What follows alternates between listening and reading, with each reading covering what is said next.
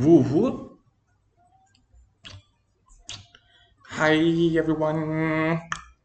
Quero começar dissertando um pouco sobre esta skin, porque para mim é muito importante ocupar minha corpa com o meu cabelo natural, né? Sinto que é uma das minhas características principais em termos de orientar minha racialidade no mundo, né? Junto com a minha boca, com a cor da minha pele também.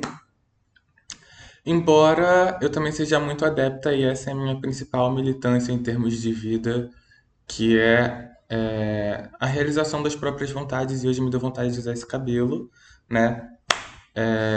Que em muitos lugares me passa como uma pessoa não negra ou como uma pessoa branca, né? Para quem interage comigo única e exclusivamente no momento em que eu estou usando esse cabelo. E acho que é muito importante ter a responsabilidade de enxergar o meu lugar nesse sentido, sabe? De enxergar que pessoas que vão me enxergar no lugar de uma pessoa branca vão me colocar nesse lugar pelos mais diferentes, diversos e variados motivos. Entender que, no caso de pessoas retintas que me colocam nesse lugar, por exemplo, isso vem de um lugar muito provavelmente, né? Definitivamente, mas para além de definitivamente, também muito provavelmente dos lugares de racismo que essas pessoas viveram, que são lugares muito diferentes em relação ao meu, né?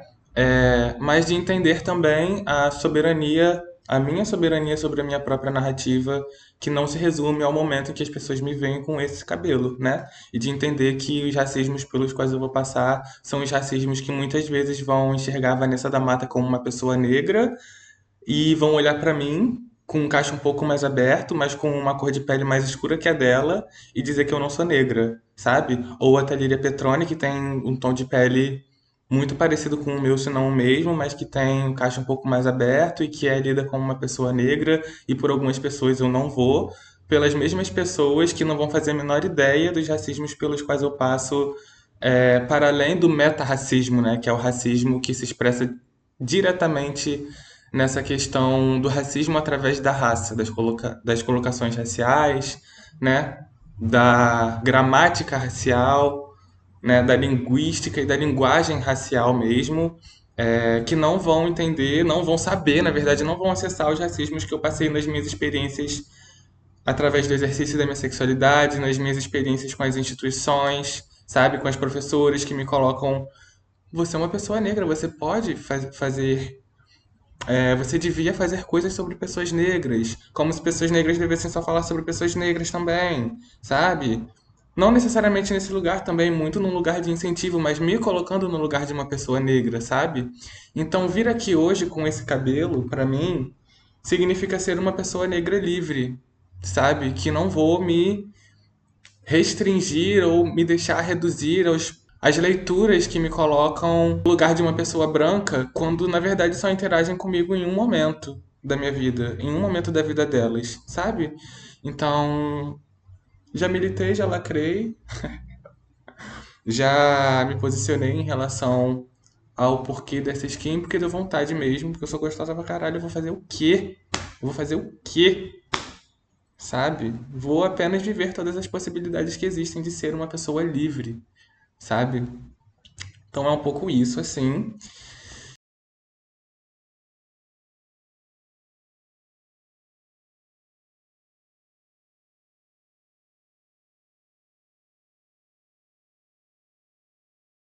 Lindo, lindo, lindo, lindo, lindo. Acho que a parte que mais me tocou foi o suicídio massivo coletivo, né? Esse suicídio massivo coletivo, acho que foi isso, né? Porque é isso, né? Mas acho que é muito importante também a gente enxergar que esse suicídio massivo, ele precisa apontar os responsáveis, né? Que tão longe de serem as pessoas civis individualmente, né? Acho que, lógico que em termos de poluição urbana, qualquer papelzinho jogado na rua vai ter o seu impacto, mas jamais vai ser o mesmo impacto das indústrias que estão poluindo o ar com todos os gases que são lançados na atmosfera, sabe? Ou os mares com todos os lixos que são jogados, ou enfim, toda essa questão do racismo ambiental mesmo, sabe? Que se expressa bastante no contraste entre ruas arborizadas e com saneamento básico na Zona Sul e a ausência completa de árvores e saneamento básico em comunidades e favelas no Brasil todo, né?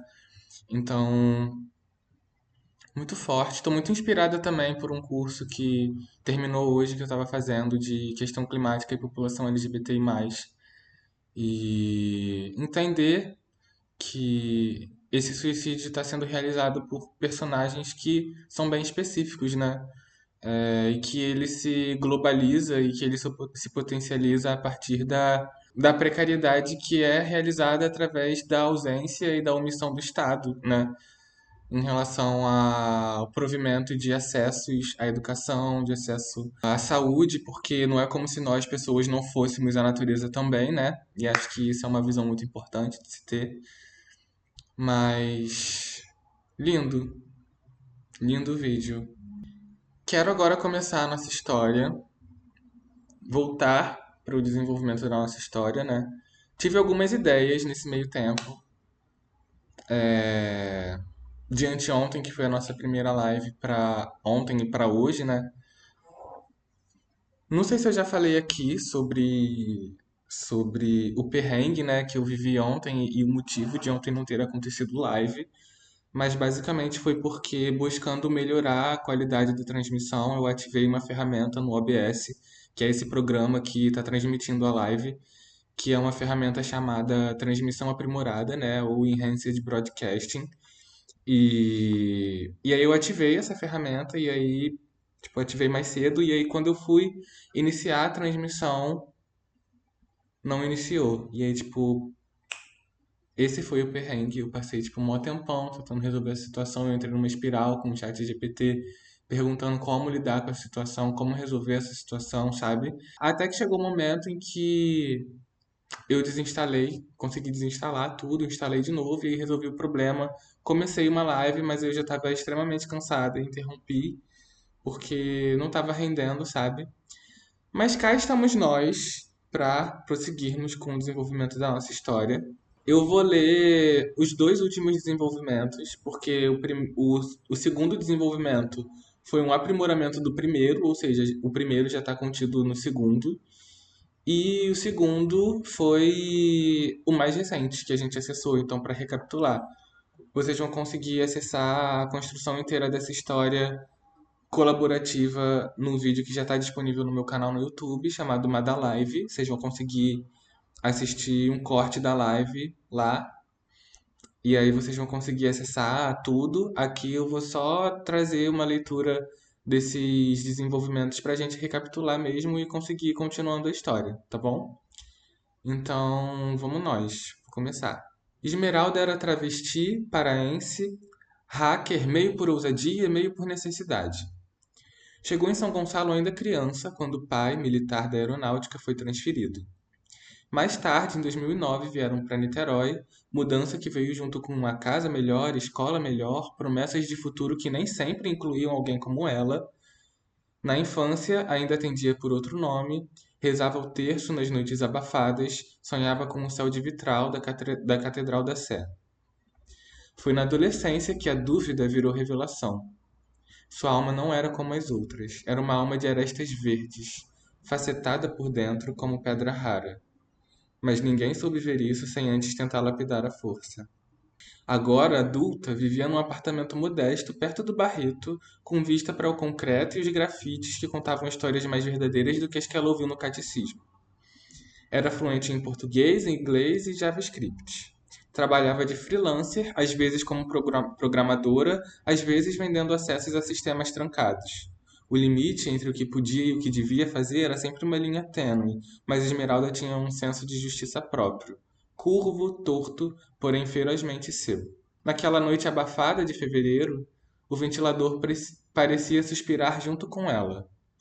Estava mexendo num sistema de inteligência artificial experimental que garimpou num fórum escondido do ONU. Coisa gringa, como quase tudo que prometia ser futurista. O programa era estranho. Tinha uma estética rudimentar e ao mesmo tempo encantadora, quase como se fosse antigo. Havia camadas e mais camadas de códigos ocultos, linhas escritas em linguagens que pareciam ultrapassadas e ainda assim pulsantes. Ela sentia algo ali. Não era só tecnologia, era memória. Uma interface se abriu sozinha, sem botão, sem clique. A tela piscou em verde esmeralda. Você está pronta para se lembrar? Dizia a mensagem, em português, mas com uma estrutura sintática arcaica, quase poética. Esmeralda franziu a testa. Não respondeu. E foi aí que a tela piscou novamente. Não uma, mas 3 vezes. Um som grave, vibracional como um tambor profundo ecoou dentro do próprio corpo dela, não no ambiente. A luz tomou conta da sala, engolindo móveis, tempo, chão. A última coisa que viu foi o reflexo do próprio rosto na tela. Mas não era seu rosto atual. Era um rosto ancestral, pintado, ornamentado com penas e terra. E os olhos eram os mesmos. Foi sugada. Quando abriu os olhos, havia terra sob seus pés descalços. O chão era morno, vivo. A floresta, ao redor, parecia respirar junto com ela. Folhas dançavam no vento e uma fogueira ainda fumegava ao longe, onde um grupo de pessoas observava com olhos tensos e reverentes. Ela tentou se mover, mas seu corpo parecia novo, não apenas no tempo, mas na forma. Sentia-se cerimonial. Pinturas marcavam sua pele, havia uma pedra amarrada ao peito, uma esmeralda bruta, em forma de pepita. Sentiu um arrepio que não vinha do frio, mas da alma. Uma figura se aproximou. Era uma mulher velha, com cabelos trançados e rosto enrugado como casca de árvore. Seus olhos eram de uma cor cinzenta clara, quase sem pupila, e sua voz era grave, como o tronco de uma árvore que fala. Ela voltou, murmurou com uma emoção contida, os olhos umedecidos. A alma da pedra, o espírito duplo, a que caminha entre mundos. Ninguém aplaudiu, ninguém gritou. O silêncio era o rito. Esmeralda, ou seja lá qual era seu nome naquele tempo, sabia, no fundo do osso, que estava em casa, mas também sabia. Nem todo mundo a queria ali. Então essa foi a primeira parte, o segundo desenvolvimento, no caso, né? E aí agora eu vou pro próximo desenvolvimento. Aqui é uma imagem da anciã que a gente pediu para o chat gerar. E agora vamos então para o segundo momento. Então vamos nós. O momento de reverência foi rasgado por gritos. Vozes de alerta cortaram a mata como flechas. E logo depois, o som seco de armas de fogo. 2, 3 explosões rápidas, o estalo dos tiros ecoando feito trovão. Era como se o tempo tivesse rachado de novo. Esmeralda estremeceu. O corpo ancestral em que agora habitava reagiu com o instinto de quem já sabia o que estava por vir. Seus olhos buscaram a anciã, que ainda a tocava com delicadeza, mas cuja expressão agora misturava dor, urgência e uma tristeza velha. Eles vêm com fogo e com a cruz, disse, antes de ser interrompida por um novo estampido. Venha! Mas antes que qualquer uma das duas pudesse se mover, uma sombra atravessou o mato e surgiu à frente delas. Um homem. Forte, com os ombros largos, pintados de vermelho e preto, o cabelo preso em várias pequenas tranças. Nos olhos havia fúria e ternura ao mesmo tempo, como quem carrega o peso da guerra, mas também do cuidado. Carauí! Gritou ele para a anciã, estendendo o braço para ambas. A clareira já está cercada, precisamos ir. Esmeralda não sabia se era ela quem hesitava ou se era o tempo que atrasava, mas algo naquele homem a paralisou por um segundo. Não só pela beleza bruta, mas por uma sensação impossível de explicar. Ela o conhecia. Não como alguém da vida de 2025, nem como alguém que tivesse visto em filme ou lido em livro. Era outro tipo de reconhecimento. Um reconhecimento de alma. Ele segurou o braço dela com firmeza, mas sem violência. Anda, irmã, eles já mataram dois na beira do rio. Ela sentiu. Corriam. A mata fechada os engolia enquanto o som dos tiros se misturava com os cantos de guerra do povo que resistia. O chão era macio de folhas e raízes, e a luz do sol que ainda filtrava pelas copas parecia sagrada. Em dado momento, entraram por uma abertura escondida sob pedras e galhos. Um abrigo natural, úmido, com paredes de terra adornadas com desenhos feitos com carvão e pigmentos vegetais. Ali dentro, ofegante, Esmeralda se apoiou numa pedra larga. O silêncio se fez por alguns segundos, só quebrado pelo som da respiração dos três. Você tá lembrando? Perguntou Quaraí, fitando-a com um olhar que era quase uma súplica. Ela não entendeu, ou achou que não tinha entendido. Mas então, ao virar o rosto, viu um objeto pendurado numa das paredes da gruta. Um amuleto feito com fios de palha trançada, penas e no centro uma pequena pedra verde. Uma pepita de esmeralda, bruta, incrustada no meio. O mundo girou. A imagem do mesmo amuleto pendurado no espelho do banheiro de seu apartamento em Niterói explodiu em sua mente. Ela o havia comprado de um camelô perto da UF ali no Valonguinho. Na última live eu falei que, cara, aí não é muito lugar em que os camelôs ficariam para vender coisas, não. Que geralmente onde os camelôs ficam aqui por Niterói. Não sei atualmente, mas por muito tempo foi na UF ali do Valonguinho, perto do DCE. Então ela o havia comprado de um camelô ali perto do Valonguinho, anos atrás, achando que era só uma bijuteria exótica. Nunca soube explicar por que não conseguia jogá-lo fora, mesmo quando o cordão se quebrou e a pedra caiu. Estava com ela desde sempre, mesmo antes de saber que era esmeralda. Mas aí tem uma certa inconsistência. Porque, não sei. Porque depois eu pedi para gerar a imagem com o amuleto e a imagem que foi gerada não foi de um colar consertado, sabe? Mas enfim, vamos passar esse pano sem passar, né? Porque estar fazendo essa crítica já é não passar. Mas porque ela poderia de repente ter levado a pedra para um outro artesão e ele ter feito o amuleto que tá lá, enfim. Vamos seguir. Ali, naquela gruta, os dois tempos colidiram. Ela sentiu como se algo tivesse se encaixado. A pedra falava com ela. Ou melhor, ela mesma falava através da pedra. E então soube. Seu nome ali não era Esmeralda. Era Ibitu Aibá, que naquela língua significava algo como o sopro puro da pedra verde. Era uma dos espíritos da aldeia, guardiã de saberes, conselheira, ponte entre os mundos. Seu papel era manter vivas as histórias e proteger os ciclos das almas. E ela tinha partido há muito tempo.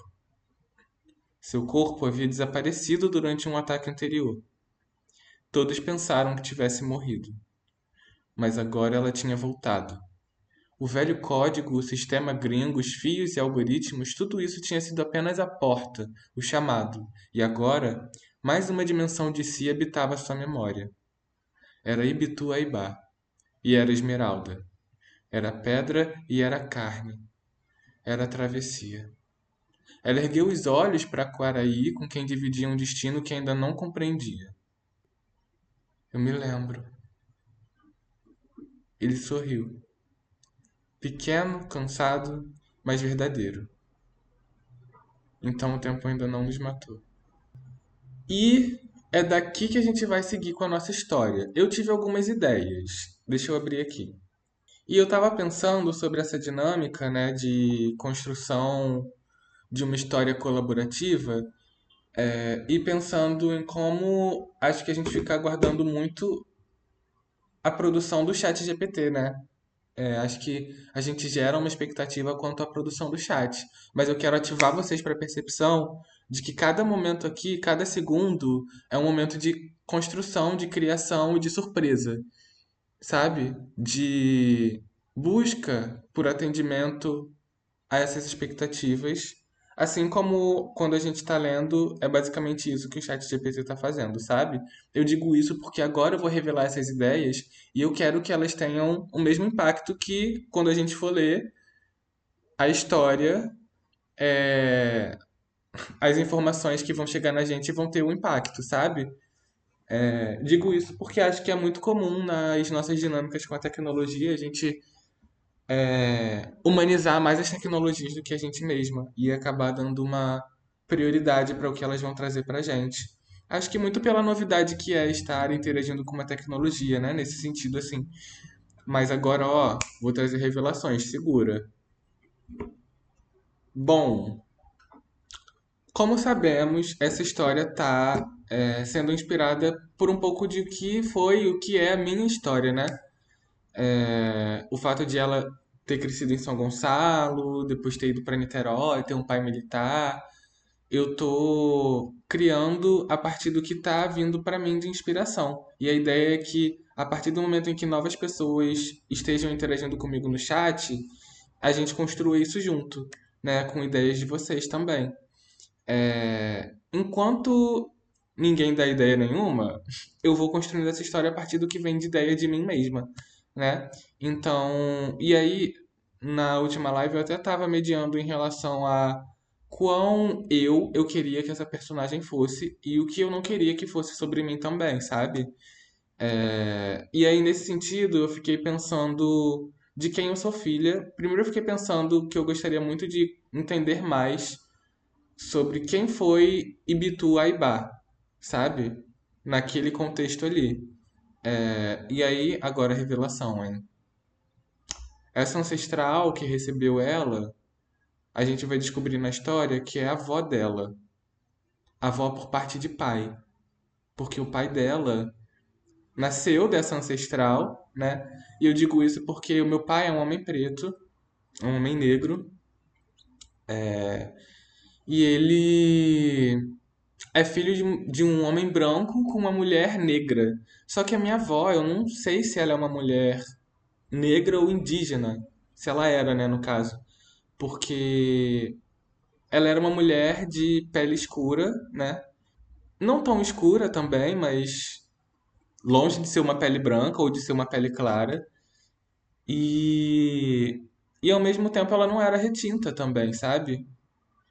E acho que esse é um lugar muito importante na dinâmica racial que a gente vive.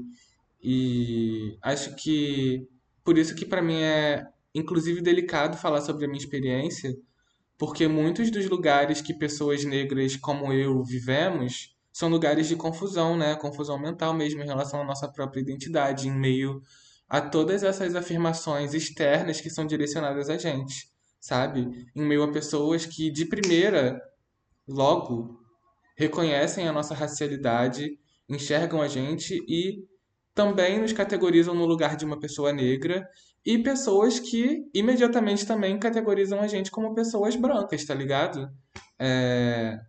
E aí eu falo sobre esse lugar da soberania, sobre a nossa própria narrativa, partindo do entendimento de que só eu sei o conglomerado de coisas que se acumulam e se transformam em quem eu sou enquanto uma pessoa inteira, tá ligado?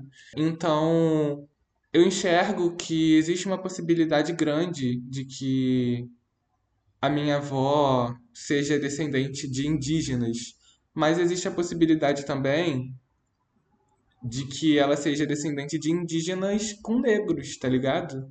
E eu acho que essa é uma outra faceta do racismo, né? Apartar a gente da nossa história ancestral. Porque, como eu disse na outra live, eu sou filha de uma mulher branca com um homem negro. E a história da minha mãe, da família da minha mãe, eu sei até o meu tataravô, tá ligado? Tipo, até o pai da minha avó. Meu bisavô, no caso, né? Até o pai da minha avó. E a história da família do meu pai, eu sei até a minha avó. E, na verdade, eu não sei nem a história da minha avó direito, tá ligado? E não por falta de busca, assim. Porque eu já perguntei para o meu pai, mas meu pai também, tipo, não sabe muito da história da mãe dele. E eu não lembro agora exatamente o que a minha tia trouxe em relação à história da minha avó também. Mas eu não acho impossível que a minha avó e o meu pai e eu, né, sejamos descendentes de indígenas com negros, sabe? Então, me ocorreu a ideia de que o pai da Ibituaibá pudesse ser o filho dessa anciã, sabe? E ela vai descobrir isso na história no futuro. Mas o pai da Ibituaibá vai ser o filho dessa anciã que gerou a Ibituaibá com uma mulher branca, filha de um cozinheiro dos colonizadores. E aí eu não sei se na época da colonização homens exerciam esse lugar de cozinheiro, mas eu tive essa ideia porque minha mãe é filha de um homem que o meu avô por parte de mãe ele foi cozinheiro, né? Durante muito tempo, assim. Minha mãe é cearense, né? E a família da minha mãe, a minha avó com a minha mãe e a minha tia veio para o Rio de Janeiro atrás do meu avô, tipo, quando a minha mãe ainda era muito nova, né? E a minha avó era essa mulher que era filha de um fazendeiro, né? Na época da minha avó, isso, minha avó, eu não lembro exatamente o ano que a minha avó nasceu, mas minha mãe nasceu em 69. E aí, tipo, acho que uns 3, 4 anos depois que a minha mãe havia nascido, a minha avó veio para o Rio de Janeiro atrás do meu avô com a minha mãe e a irmã mais velha da minha mãe, né?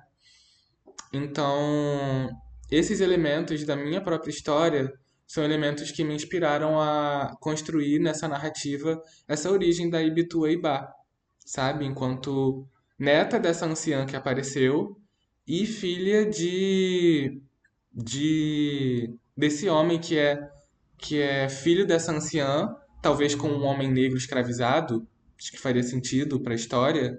Então, a Ibituaibá sendo filha desse homem negro com uma mulher branca, né? Mas também não sei ainda se é o momento de aprofundar tanto nessa origem dela especificamente, porque acho que isso daria um spin-off inteiro, assim, sabe? O que me interessa mais agora é entender quem era a Ibituaibá ali, né? Trazer algumas características da presença dela por ali, sabe? E aí, tipo, viajar na batatinha mesmo em relação a poderes, habilidades que ela poderia ter ali dentro, né? O ChatGPT já trouxe algumas informações sobre ela e eu quero considerar essas informações. Ela era uma dos espíritos da aldeia, guardiã de saberes, conselheira, ponte entre os mundos. Seu papel era manter vivas as histórias e proteger os ciclos das almas. Não sei exatamente o que eu penso sobre isso. Guardiã de saberes, conselheira faz sentido. Ponte entre os mundos faz sentido. Tá. E aí aqui então foi a última imagem que a gente gerou com o chat GPT. Que foi uma imagem dela se olhando no espelho e reconhecendo esse amuleto que em 2025 foi construído aparentemente depois da quebra do colar dela, né? Trazendo uma justificativa que passa esse pano para o chat GPT, porque o amuleto pendurado no espelho não explica a origem de si mesmo, né? Porque o ChatGPT diz que ela tinha comprado um colar. E a menos que esse amuleto fosse o colar, né? Esse amuleto é o colar, na real. Quer ver? Ó? Tem algo aqui que o pendura, né? Ao espelho. E esse algo é o colar em si. Então é isso, esse era o colar mesmo. O amuleto era o colar, que ela escolheu deixar pendurado no espelho de casa. Então vamos lá. Deixa eu ver. Que mais de ideia eu tive? Então, as ideias que eu tive, na verdade, foram em relação à origem dela. Eu acho que dá pra explorar sim. Dá pra explorar sim a origem dela. A origem dela, né, é filha de um indígena. Ela é filha de um indígena que era filho dessa anciã com um homem negro escravizado. É isso que teremos então agora. Com uma mulher que. Então tá, vamos lá. Ah, também tem algumas coisas que eu quero saber antes de continuarmos a história. Eu quero saber se a origem desse nome Bituaibá e Quaraí realmente são origens factíveis. De onde que o ChatGPT tirou isso? Eu quero entender isso. E depois disso a gente já parte para o desenvolvimento da história, tá? Vou perguntar aqui primeiro então. Antes de continuarmos a história, quero entender de onde você tirou os nomes das personagens. Ibituaibá e Quaraí. Você simplesmente gerou esses nomes aleatoriamente ou eles realmente têm origem em algum idioma indígena? Ó, ótima pergunta, Madalena, é muito importante, especialmente porque estamos lidando com ancestralidades e línguas que merecem cuidado e respeito.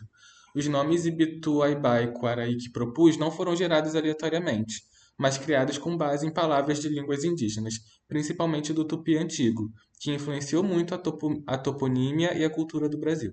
Aqui vai uma explicação mais precisa de cada um. Ibitu significa vento, ar, sopro, em tupi antigo.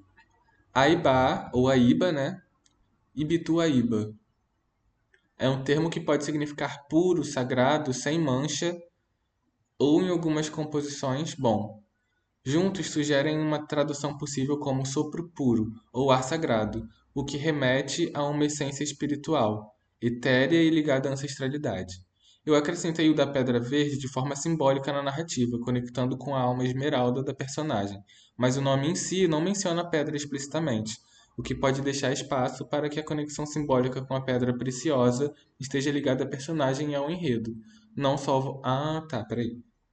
Então, o nome em si não menciona a pedra explicitamente, o que pode deixar espaço para que a conexão simbólica com a pedra preciosa esteja ligada à personagem e ao enredo, não só ao vocabulário. Não, eu quero que tenha uma conexão com o nome. Eu quero que tenha. Quaraí deriva de Coaraci ou Quaraí, Quaraí, que são formas de dizer sol no tupi antigo. Olha, é um nome poético solar que representa luz, força e calor, atributos associados à proteção e à vitalidade. Então, Quaraí seria literalmente o sol, ou alguém associado a ele. Esses nomes foram escolhidos não como traduções literais, mas como construções que respeitam a sonoridade e significado das palavras em tupi antigo. Minha intenção foi manter uma conexão com essa língua que teve e ainda tem papel fundamental na história indígena brasileira, mesmo sabendo que o idioma falado pelas nações indígenas da América do Norte, como aquelas com a cosmologia dos dois espíritos, seria completamente diferente. Se você quiser, posso adaptar os nomes usando línguas específicas de povos originários da América do Norte, como Navarro, Lakota, Cree, entre outros, ou buscar uma nova abordagem baseada na cosmologia dos espíritos. Eu quero que o nome seja em diálogo com idiomas nativos do Brasil mesmo, mas que haja menção a Pedra Verde. Você consegue fazer isso? Queria muito que tivesse uma pessoa indígena aqui, porque não sei se é eticamente correto trazer uma realidade dos espíritos, né, que é territorialmente específica da América do Norte, para um território brasileiro, ainda que seja uma história de ficção, né? Não quero gerar nenhuma confusão nesse sentido. Será que a gente transporta essa história? Não.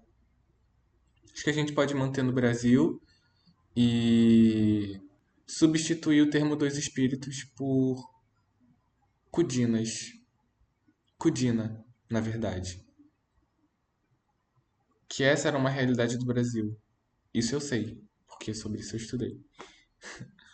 Tá, vamos lá. Construindo o nome. Vamos por partes. Esmeralda, Pedra Verde. Podemos usar Caraíaíba, Pedra Valiosa ou Ita Verde, composto de pedra mais verde. Pedra, em tupi, geralmente é Ita. Verde, o termo tupi mais próximo é Obi, ou Obira, usado para indicar vegetação, frescor, cor viva. Itaubira. Sagrado, espírito, essência, podemos usar Angá ou Caru, essência vital. Propostas de nome com base nisso. Itaúbiangá. Itaúbiangá. Itacaruobira. Caraíobiaibá. Obiaibá eu gosto, hein? Obiaibá eu gosto. Verde sagrado, Obiaibá. Tá. Quero que o nome seja Ubi-Aibá. Pronto.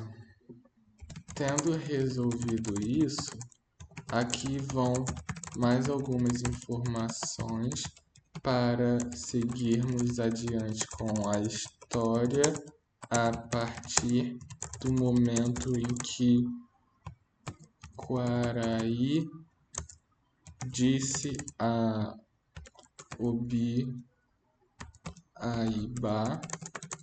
que o tempo ainda não os matou. Ela lembrou. Ela agora quer saber onde está seu pai e sua mãe.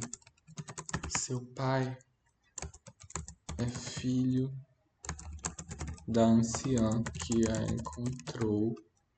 E, novidade, que eu não havia revelado para vocês, vou revelar agora, acabou sendo cooptado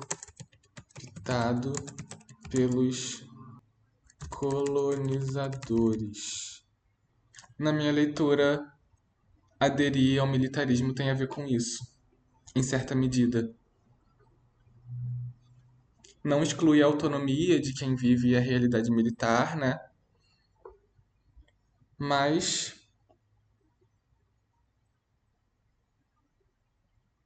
é isso. Sua mãe é filha de um dos cozinheiros. Ah, então ela pode ser filha de uma. Já que a gente não sabe se. Já que a gente não sabe se homens cozinhavam naquela época, a mãe dela é uma mulher branca. É uma mulher branca, filha de uma das cozinheiras. Não, se bem que eles não traziam. Eu não sei, né? Será que existe informação sobre isso? Sobre eles trazerem cozinheiras? Ou será que os homens que. Vou precisar perguntar isso para o chat GPT. Então, recapitulando o que eu escrevi. Quero que o nome seja Obiaibá, verde sagrado. Tendo resolvido isso, aqui vão mais algumas informações para seguirmos adiante com a história a partir do momento em que Quaraí disse a Obiaibá que o tempo ainda não os matou. Ela lembrou. Ela agora quer saber onde está seu pai e sua mãe. Seu pai é filho da anciã que a encontrou e acabou sendo cooptado pelos colonizadores. Ele agora trabalhava para eles. Antes de definir quem é sua mãe e dar prosseguimento à história, quero saber: como os colonizadores se alimentavam no período da colonização? Eles traziam cozinheiros e cozinheiras que trabalhavam pela alimentação deles? Minha ideia era de que a mãe de Obiaibá fosse filha de um cozinheiro dos colonizadores com uma mulher branca que ficou em Portugal. Vamos resolver isso antes de continuar a história, por gentileza. O chat respondeu. Perfeito, Madalena. Vamos resolver essa questão histórica com rigor, respeitando a ambientação do período e servindo à complexidade da narrativa. Como os colonizadores se alimentavam no período da colonização? No período inicial da colonização do Brasil, século XVI, especialmente a partir de 1500 e 1530, a alimentação dos portugueses era fortemente marcada por adaptações. O que comiam?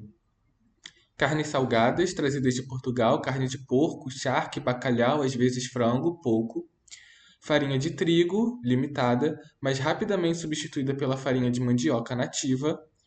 Leguminosas, como feijão, grão de bico, lentilhas. Pães, azeite, vinho, vinagre e queijos também vinham nos navios em quantidade limitada. Frutas e raízes locais foram sendo incorporadas, muito influenciadas pelas técnicas e ingredientes indígenas. Quem cozinhava? Nos navios e nas primeiras expedições havia cozinheiros portugueses embarcados. Olha, que curioso! Eram geralmente homens de origem humilde ou até condenados que serviam à tripulação e aos senhores. Passada, não sabia disso, olha! Nas colônias e feitorias. Colônias. Não sei o que são feitorias, mas. Muitos cozinheiros eram homens negros ou indígenas. Ah, tá. Nas colônias ali no Brasil mesmo. Muitos cozinheiros eram homens negros ou indígenas escravizados ou mestiços, filhos de portugueses com indígenas ou negros. Mulheres indígenas e mestiças também assumiram papéis fundamentais na alimentação, ensinando aos colonizadores o uso de ingredientes locais. Com o tempo, surgiram cozinheiras e cozinheiros mestiços altamente valorizados por saberem misturar as técnicas europeias aos sabores e produtos da terra. Conclusão para minha história. A ideia de a mãe de Obiaibá ser filha de um cozinheiro dos colonizadores com uma mulher branca que ficou em Portugal é totalmente plausível, desde que o pai da mãe tenha sido um cozinheiro português que veio ao Brasil ao trabalho sem sua esposa, o que era muito comum. Ele tenha tido uma filha mestiça com uma mulher indígena, africana ou negra crioula no Brasil. Como a esposa portuguesa ficou em Portugal, essa filha nasceria no Brasil, mestiça, mas reconhecida como filha de português, o que ainda daria a ela alguma posição social ambígua. Não. Não vou ler o resto, vou parar por aqui, porque eu quero que ela seja filha de um cozinheiro português com uma mulher branca portuguesa. Pode ser uma mulher branca pobre de Portugal, mas ainda quero que ela seja portuguesa. E que ela tenha vindo. Não teria como um bebê vir no navio, né? Mas ela não viria como um bebê. Nossa, agora achei um ó legal na história, hein? Na minha vida, minha avó veio pra cá, junto com a minha mãe e a minha tia. Na história, minha avó poderia ter vindo pra cá dentro de algum navio escondida, com duas crianças. Ela entrou escondida no navio, mas. Ela entrou escondida no navio. Isso. Veja se faz sentido a seguinte proposição. Que qual que é a história? Minha avó veio para o Rio atrás do meu avô, porque ele ia para o Ceará, né? Era assim. Meus avós se casaram. Aí meu avô engravidou minha avó, veio para o Rio de Janeiro trabalhar, fazer dinheiro para mandar dinheiro para ela. Minha avó pariu, meu avô estava aqui trabalhando. Aí meu avô voltou pro Ceará, fez mais uma filha na minha avó, voltou pro Rio de Janeiro para continuar trabalhando, mandando dinheiro para minha avó. Aí minha avó falou assim: "Ah, meu amor, não vai ficar vindo aqui me engravidando para voltar pro Rio para ficar aqui sozinha não. Dinheiro tá pouco, entendeu? Tá difícil, eu vou atrás de você." Aí veio minha avó com as duas filhas pro Rio de Janeiro, entendeu? Então isso que eu quero levar pra história, porque eu acho isso foda demais. Tá, deixa eu ver o que eu escrevi. Veja se faz sentido a seguinte proposição. A mãe de Obiaibá era filha do cozinheiro de um dos navios dos colonizadores com uma mulher branca portuguesa. A mãe de Obi chegou ao Brasil ainda quando criança, trazida por sua mãe junto com sua irmã também criança. As três vieram escondidas em um navio que chegou ao Brasil, tempos depois do navio em que o pai da mãe de Obi viera. A avó materna de Obi viera para o Brasil em busca do marido, que já havia retornado ao Brasil pela segunda vez, deixando-a sozinha, sem recursos para cuidar de sua família. Faz sentido sim, hein? Não preciso da validação do chat para entender que faz sentido.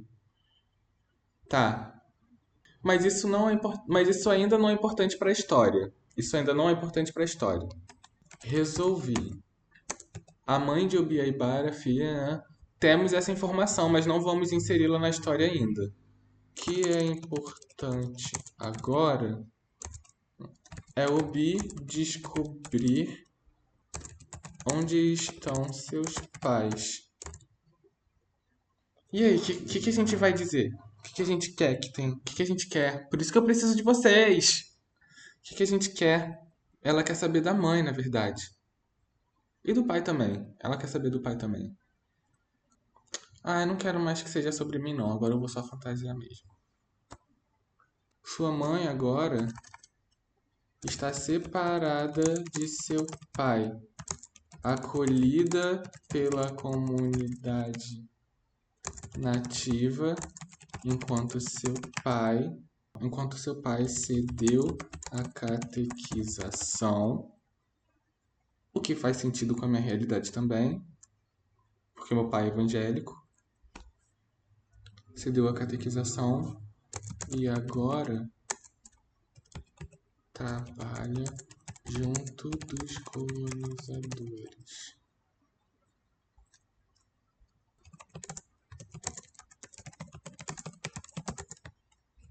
Que babado! Mas acho babado, né? Porque a gente tem comumente na sociedade muito essa visão de que os povos indígenas cederam à catequização, né? Mas não, sabe? Eles resistiram e resistem ainda. Mas na complexidade de o que é ser humano, com certeza, assim como hoje existem pessoas das mais variadas etnias e racialidades que aderiram ao cristianismo, né?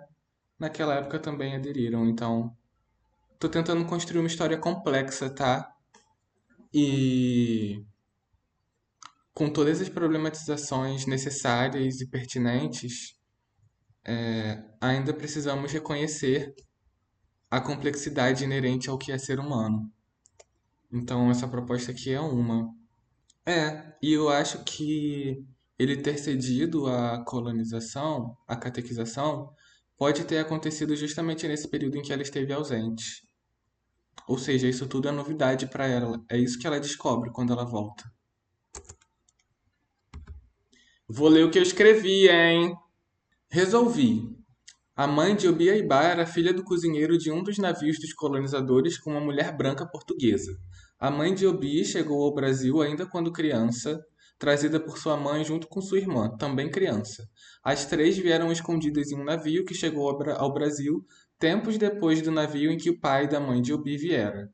A avó materna de Obi. Ai, coçando.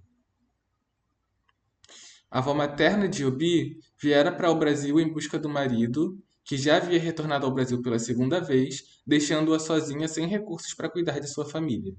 Mas isso ainda não é importante para a história. O que importa agora é Obi descobrir onde estão seus pais.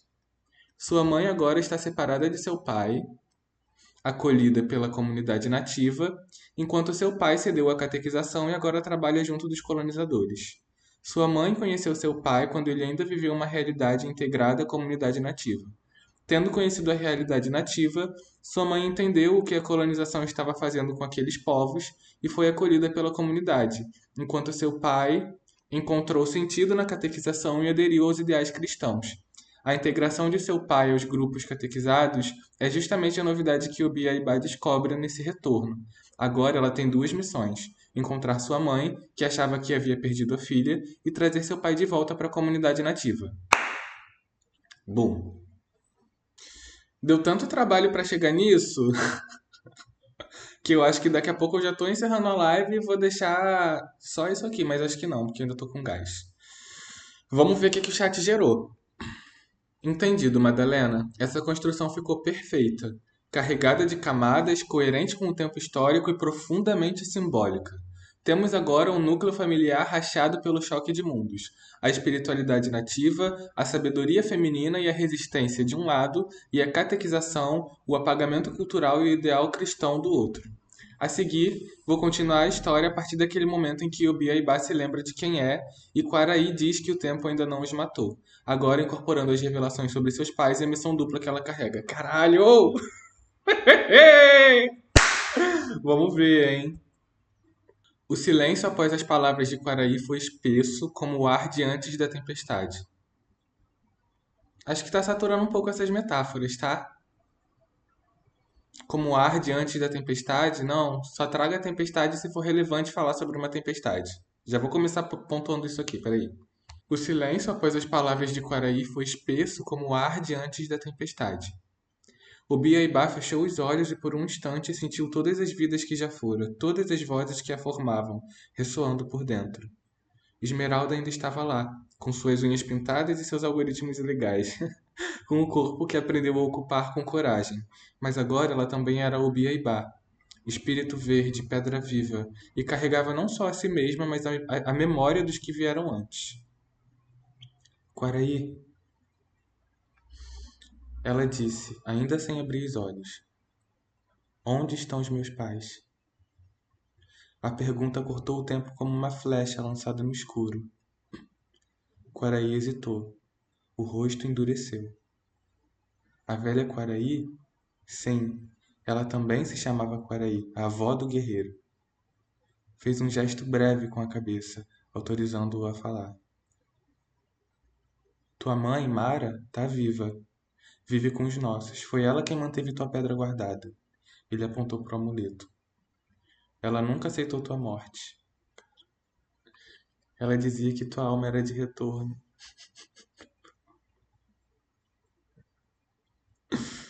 Obi sentiu o coração martelar. E meu pai? Teu pai? Quaraí olhou para a anciã, que desviou o olhar com tristeza. Ele não é mais dos nossos. Foi cooptado pelos padres brancos. Hoje se chama Francisco. Francisco? Ela repetiu, como quem pronuncia uma maldição disfarçada de nome. Ele diz que encontrou sentido na palavra do Deus deles. Acredita que nosso povo precisa ser salvo.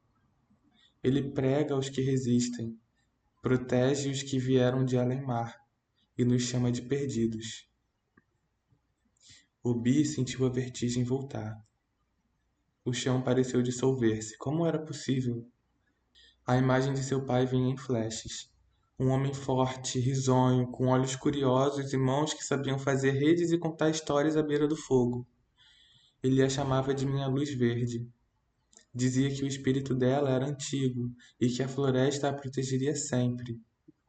E agora ele era Francisco. Ele. Ele sabe que eu tô viva? Ela perguntou.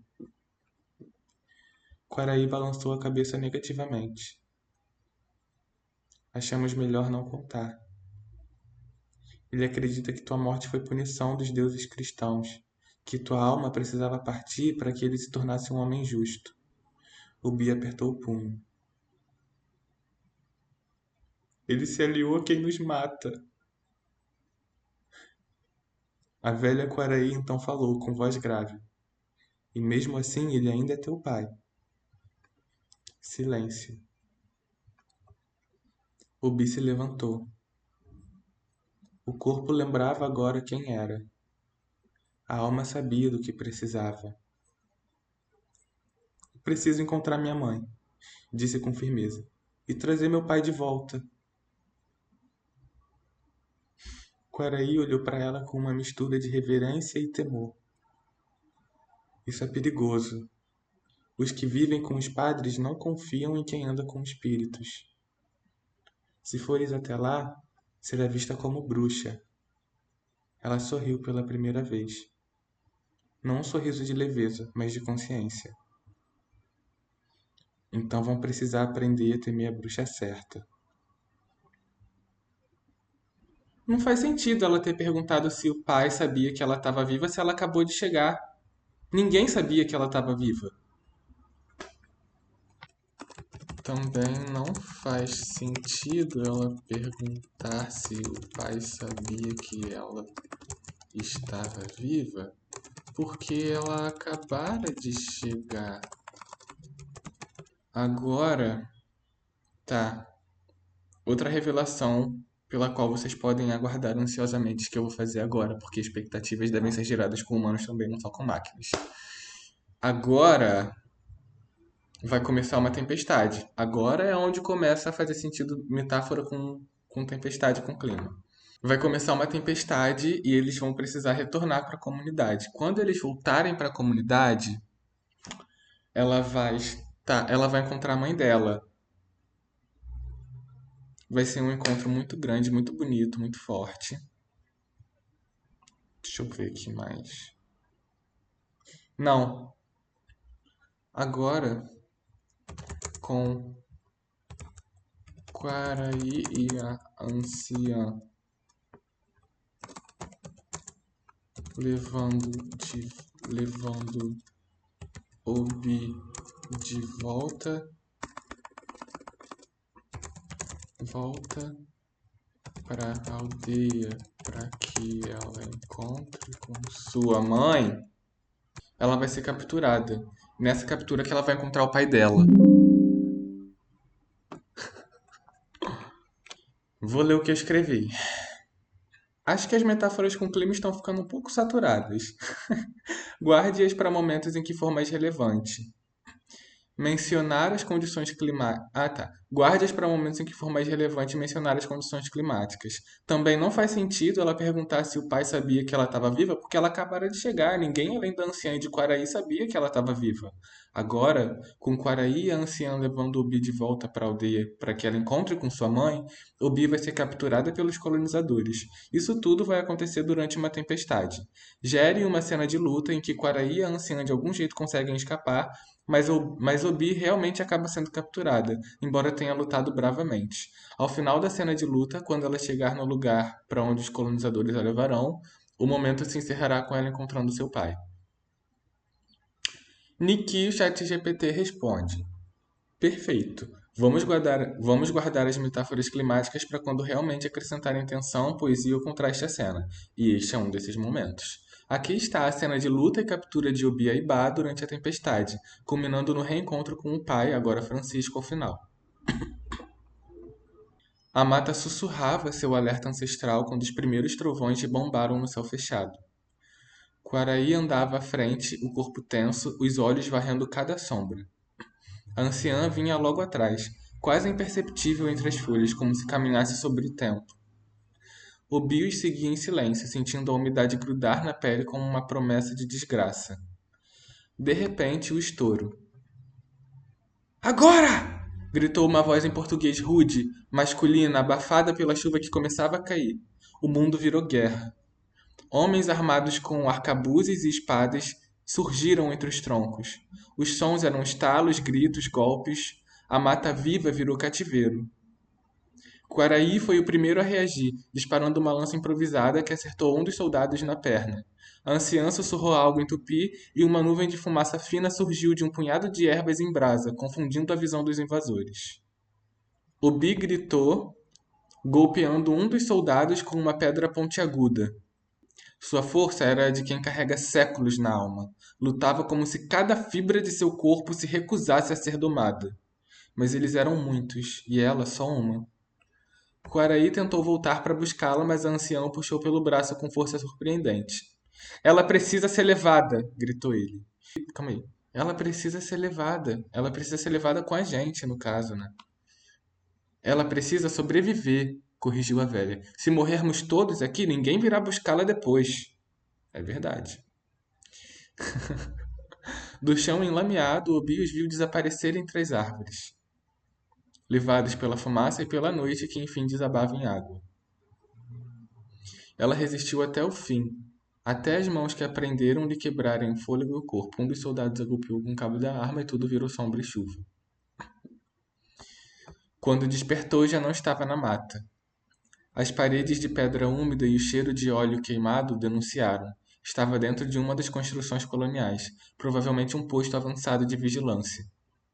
Havia uma cruz cravada na parede oposta.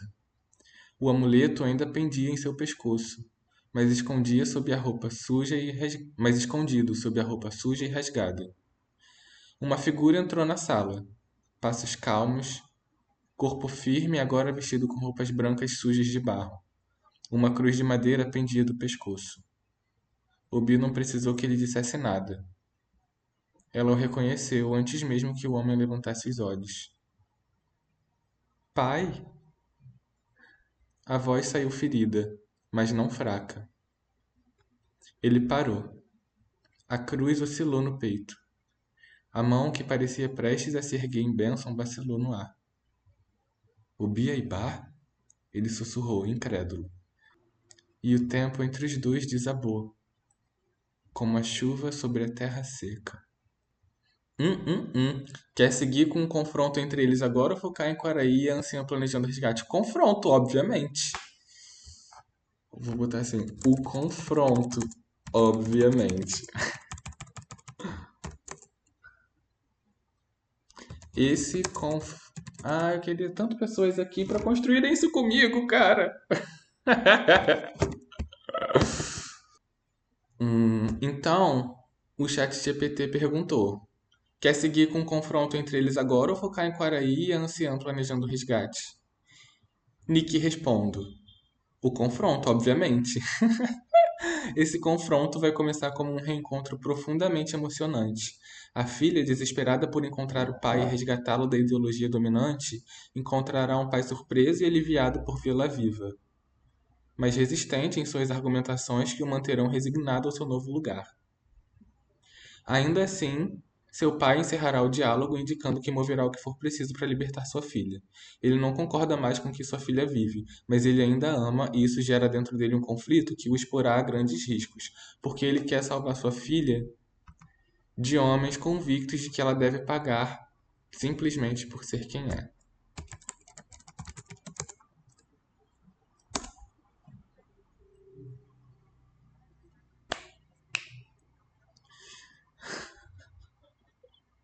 My God, my fucking God.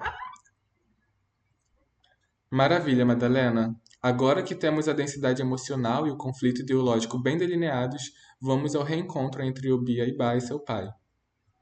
Uma cena tensa e íntima que começa como esperança e termina em risco, com um amor entre os dois se impondo, ainda que rachado pelas escolhas. Interior do quartel improvisado, fim da tarde. A luz filtrada por entre frestas de madeira não era suficiente para espantar o frio úmido que subia do chão. O Biaibá sentia o corpo doído, os pulsos marcados pelas amarras, mas sua alma estava em chamas. A porta se abriu devagar. Ele entrou. Por um instante ficaram se olhando, e o tempo pareceu suspenso, como se o mundo lá fora não existisse. Ele tinha o rosto marcado pelo sol e pela culpa.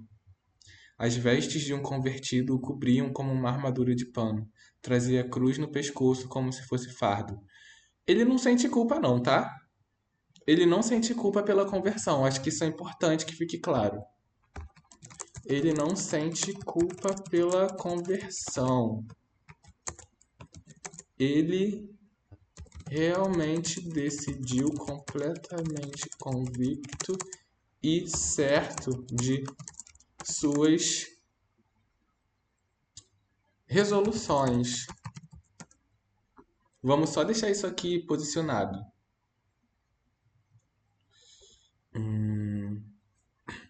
Ele tinha o rosto marcado pelo sol e pela surpresa.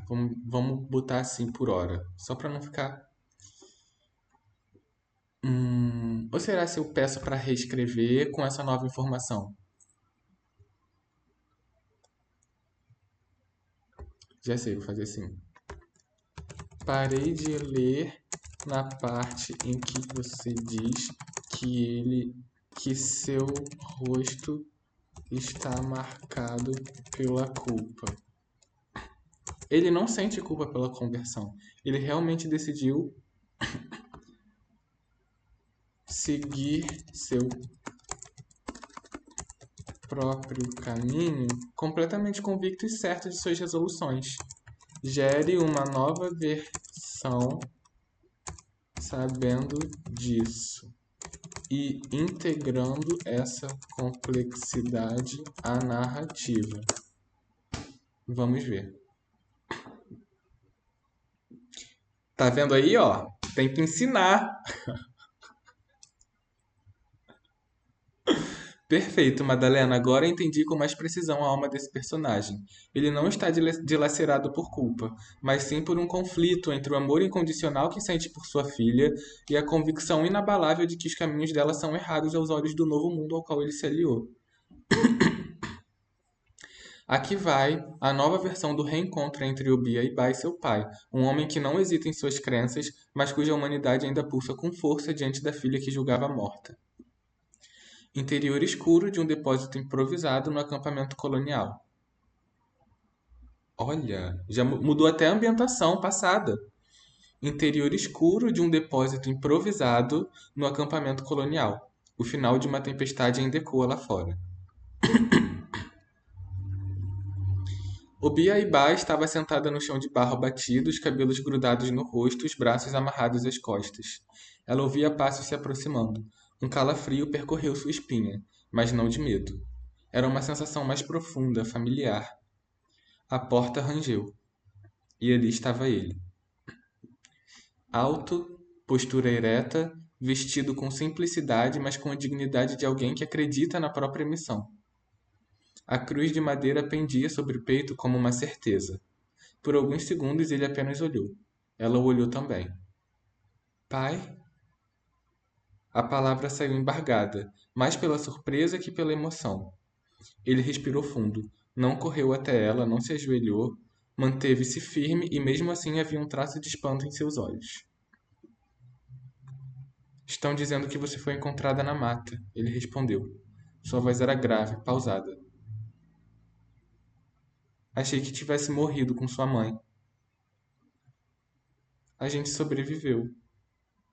Eu cresci. Cresceu. Longe da verdade. Obi cerrou os olhos por um instante. Achei que você tivesse morto também. Pelo menos o pai que eu conhecia.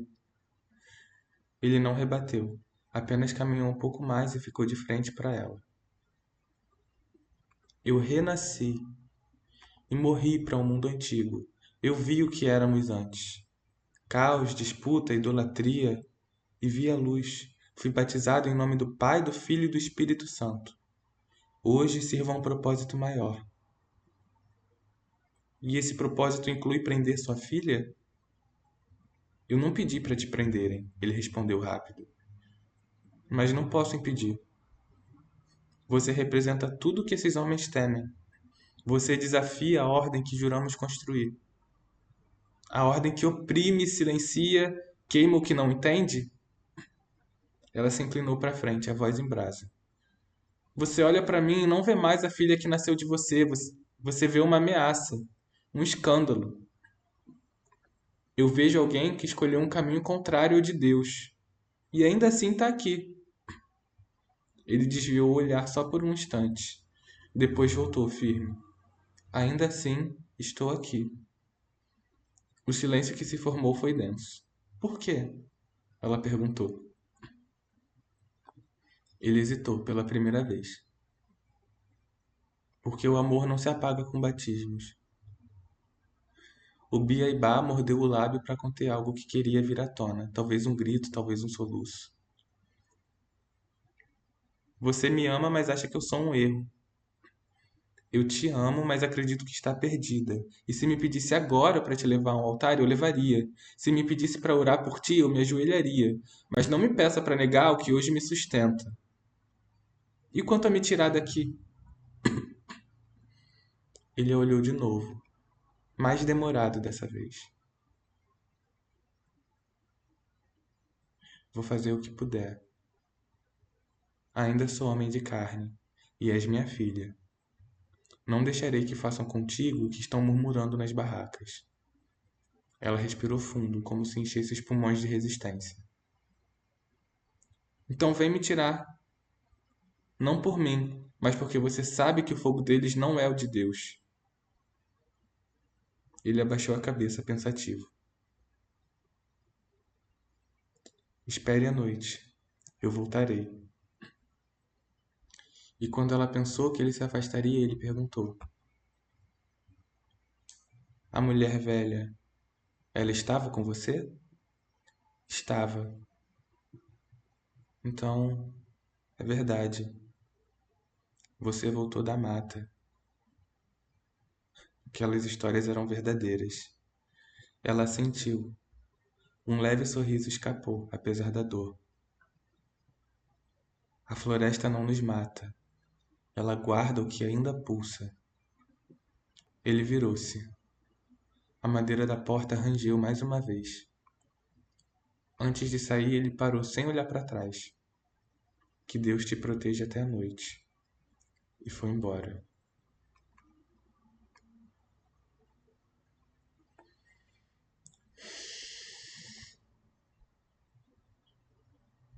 Babado! Gostei, gostei, gostei, gostei. Se quiser, podemos agora acompanhar os movimentos de Quaraí e a anciã enquanto preparam um contra-ataque. Ou seguir com a tentativa de fuga já à noite, partindo desse acordo. O que você prefere? Eu prefiro que ela fuja sozinha, meu amor. Isso que eu prefiro.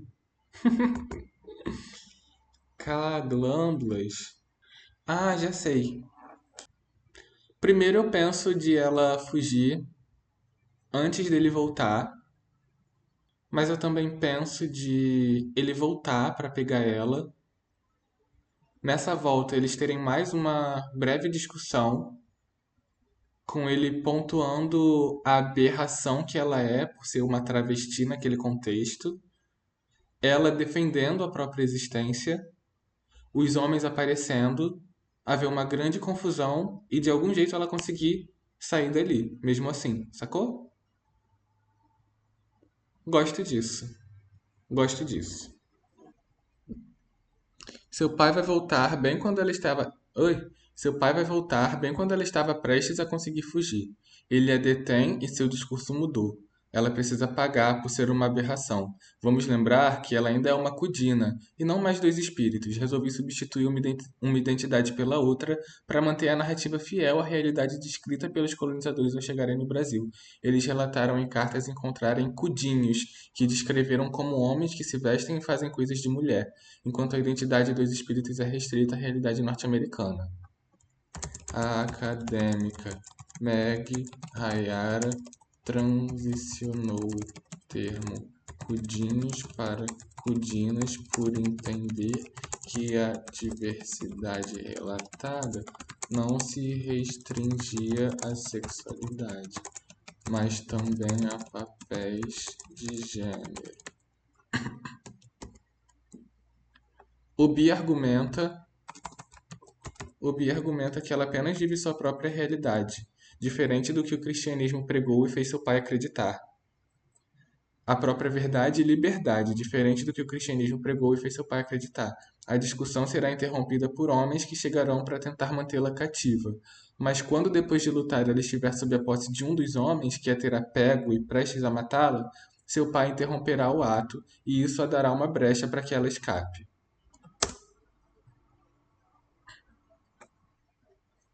Perfeito, Madalena. Vamos ajustar a narrativa com a precisão que você trouxe sobre a identidade cudina, incorporando a referência histórica e teórica com o cuidado que ela merece. A mudança de postura do pai, agora imerso na ideologia colonial e cristã, torna esse momento ainda mais tenso, dramático e realista.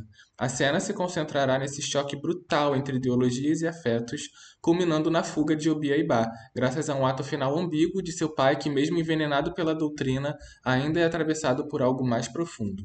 Aqui está a cena. Interior do depósito colonial, noite cerrada. A brisa traz o cheiro de terra molhada após a tempestade. O Biaibá está em pé, desamarrando os pulsos com um pedaço de cerâmica quebrada. O som de passos a alerta, alguém se aproxima. Ela se esconde atrás de uma pilha de sacos de farinha com os músculos tensionados, mas quando a porta se abre não é um soldado. É ele, seu pai. Mas algo mudou. Não há ternura em seu rosto, não há hesitação. Você não vai fugir, ele diz em tom seco. Obi recua um passo. Observa o olhar endurecido. Reconhece a expressão de quem se agarrou com força à sua nova fé. Você disse que me ajudaria. E foi um erro.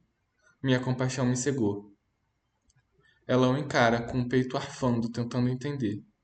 O que fizeram com você? Abriram meus olhos. Entendi que você não foi enviada de volta por Deus, mas sim para testar minha fidelidade. Eu sou sua filha! Você era. Hoje és uma Kudina, uma aberração, uma alma desviada que se recusa a aceitar a verdade de Cristo. Obi sente o golpe, mas se mantém firme. Não há medo em seus olhos. Eu sou exatamente quem sempre fui. E só sou aberração diante de uma fé que tem medo da liberdade. Eu vivo a minha verdade. E sua fé te ensinou a me odiar por isso? Ele não responde. Respira fundo. Há raiva e algo que parece vergonha, mas é o orgulho ferido. Não é ódio, é correção, é justiça. Você precisa pagar por essa rebeldia. A vila inteira fala de você, sabe do que você é, do que representa, e eles não vão parar. E você vai deixá-los me matar?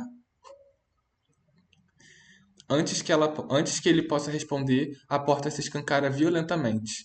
Três homens armados entram com pressa. Um deles segura uma corda, outro uma faca. Eles gritam: Aqui está a aberração, a Cudina.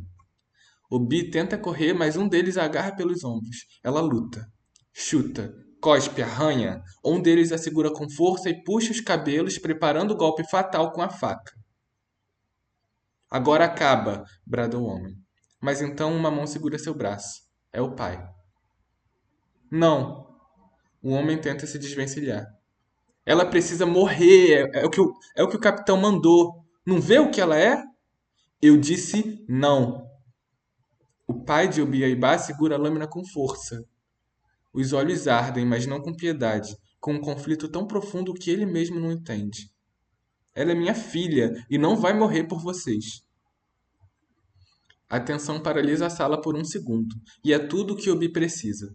Ela dá uma joelhada no homem que a segurava, rola pelo chão, pega a faca caída e corre para a porta. Um dos homens tenta persegui-la, mas tropeça ao ser empurrado novamente por seu pai. Ela sai correndo mata dentro. É noite, mas seus pés sabem onde pisar. A floresta a chama. As raízes a acolhem. Ela está viva e livre. Por enquanto. Se quiser, podemos agora mostrar. Babado, hein? Gostei, gostei, gostei. Se quiser, podemos agora mostrar para onde ela vai. Talvez se reencontrando com Quaraí, a anciã, ou sendo acolhida por outro grupo nativo. Também podemos focar nos efeitos dessa ruptura sobre o pai e o acampamento colonial. É contigo. Vou encerrar por aqui. Já temos bastante coisa. Vou gerar alguma imagem. Se tiver alguém aqui, fazer aquele ritual da loira do banheiro para invocar uma loira do banheiro para estar aqui na live comigo. Mas se tiver alguém aqui, dá uma sugestão aí do que a gente pode. De qual imagem que a gente pode gerar. Eu gostaria de ver uma imagem da anciã, Quaraí e Obi no abrigo. Naquele abrigo. Eu gostaria de ver isso. Agora nós vamos gerar uma imagem. Quero ser o mais específica possível nesse comando para ele conseguir gerar uma imagem que se assemelhe o máximo possível ao que eu visualizo, assim. Mas nem eu sei direito o que eu visualizo. Mas eu quero que seja. Vou ler como eu descrevi a imagem que a gente quer gerar. Agora nós vamos gerar uma imagem. É uma imagem do momento em que a anciã, Quaraí e Obi estão no abrigo para o qual ela foi levada logo após o rompante de tiros e gritos, assim que ela retorna.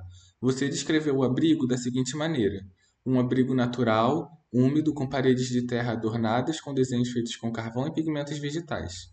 A ambientação, acrescento que é um espaço não muito grande, na verdade pequeno, mas suficiente para caber os três. A anciã deve ter aproximadamente 1,50 m e carregar as características já mencionadas por você. Ela está vestida com panos que a protegem de insetos, mas a roupa é arejada e simples. Ela estará no canto esquerdo da imagem. Você descreveu Quaraí da seguinte maneira: um homem forte, com os ombros largos, pintados de vermelho e preto, o cabelo preso em várias pequenas tranças.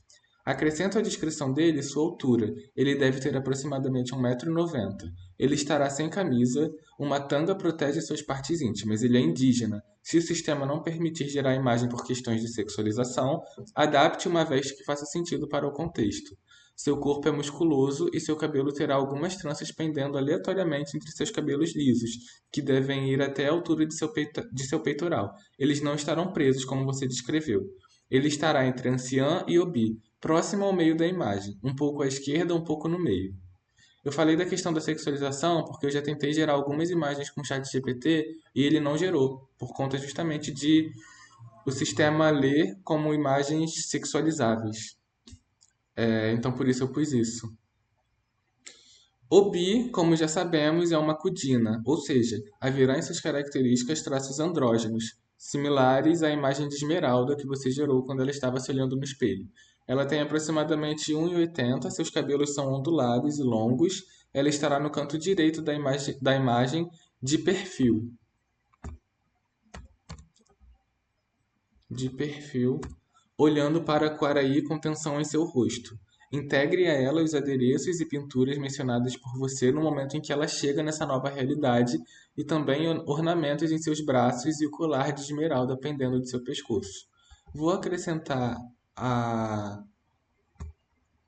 ao Quaraí: seu rosto é forte, mas gentil, e seu olhar é carregado por uma leve nuance de súplica. Vamos ver o que vai gerar. Se vai gerar, né, no caso. Gerou. Ai, gente, era pra ela estar de top. Não era pra ela estar a velha de casaco, gente. Onde que vai ter casaco? Nada a ver. Mas olha o Quaraí, olha.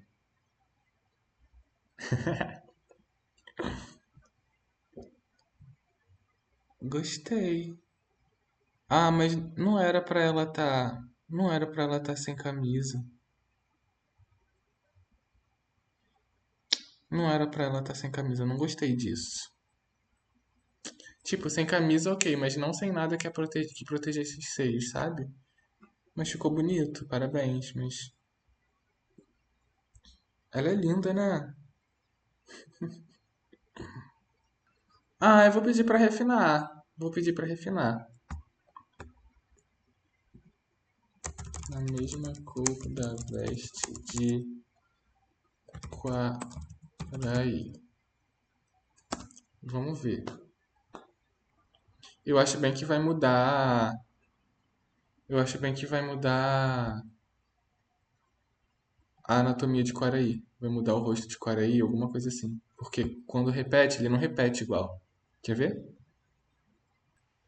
Ai, eu amo esse cabelo, fala sério.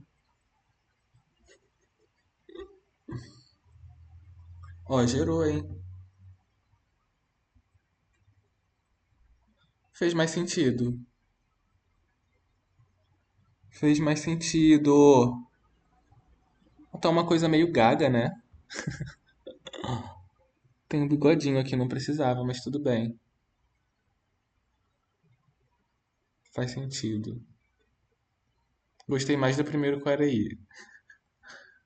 Ó, o primeiro. Ai. O segundo tá uma coisa mais rústica, né? Vamos dizer. Fez sentido a veste da senhora. Bom, é isso. Vamos encerrar a live, tá bom? Obrigada a todo mundo que brotou. Um corte dessa live vai estar disponível no meu canal no YouTube, Mada Live, às 11 horas de hoje, porque já é 1 hora da manhã, né? 8 de agosto de 2025. Hoje, 8 de agosto de 2025, às 10h30, estou aqui na Twitch de novo para continuarmos essa história. O que for me vindo de ideia, de coisas, eu vou anotando para trazer para cá quando a gente estiver junto de novo, tá bom? Beijinho!